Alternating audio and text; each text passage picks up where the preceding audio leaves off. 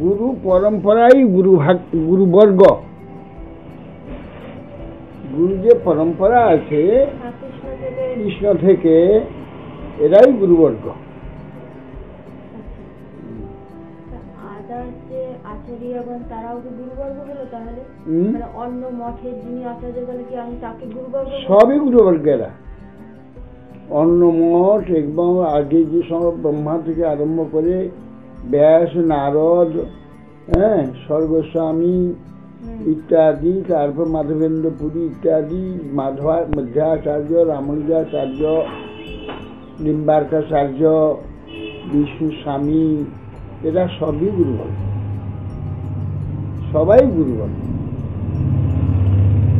গুরুর মূল গুরু কৃষ্ণ, এরা তারই লোক।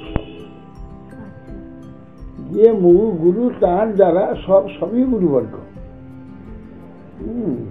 আর হচ্ছে এখানেও গুরু, তার যে সমস্ত পূজ্য গুরুবর্গ তারাও গুরুবর্গ।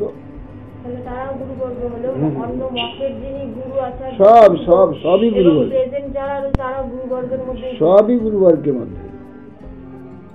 গুরু পরম্পরা গুরুবর্গ আছে।